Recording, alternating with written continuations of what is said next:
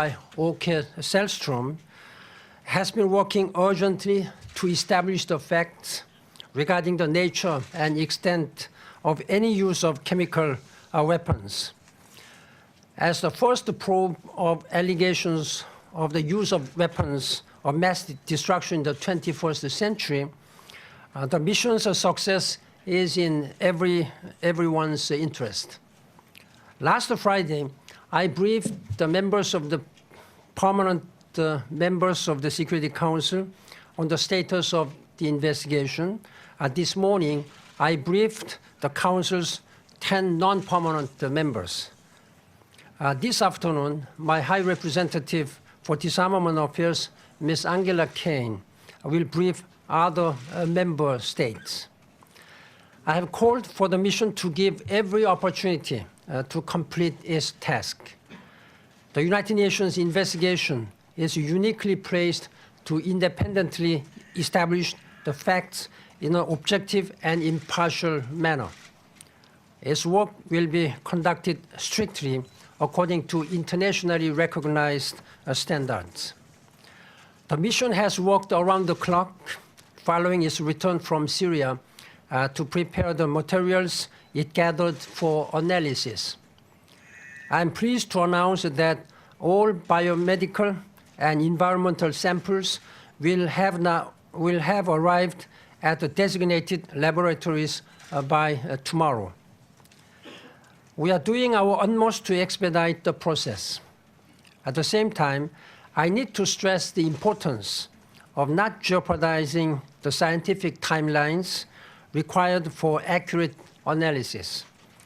As soon as the mission has arrived at findings on the Ghouta incident, I will promptly report the results to member states and to the Security Council.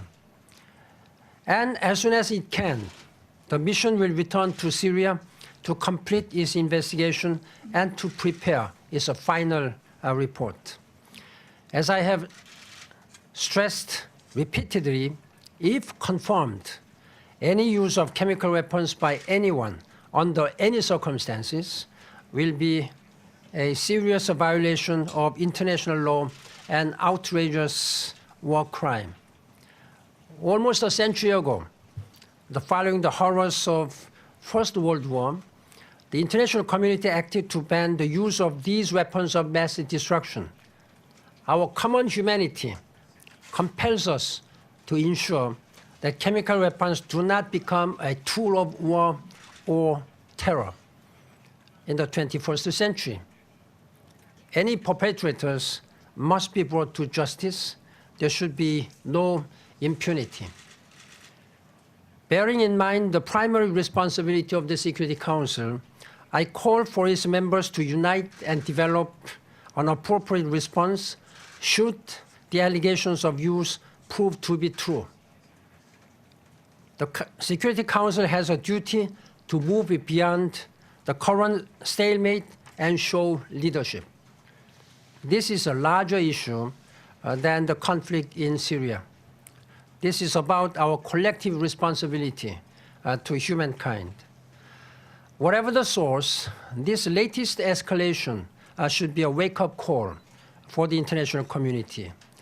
We must put an end to the atrocities the Syrian people continue to suffer.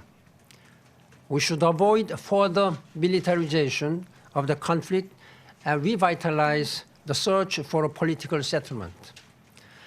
I take note of the argument for action to prevent future uses of chemical weapons. At the same time, we must consider the impact of any punitive measure on efforts to prevent the further bloodshed and facilitate the political resolution of the conflict. The turmoil in Syria and across the region serves nobody. I appeal for renewed efforts by regional and international actors to convene the Geneva Conference as soon as possible. The G20 summit meeting in St. Petersburg is meant to focus on economic issues, including the Millennium Development Goals and sustainable development. But I will use the opportunity of this gathering to engage with world leaders on this tragedy, including humanitarian assistance for the more than 2 million refugees and 4.2 million Syrians who have been displaced internally. It is imperative to end this war. Thank you, ladies and gentlemen. Now, I would be happy to take one or two questions.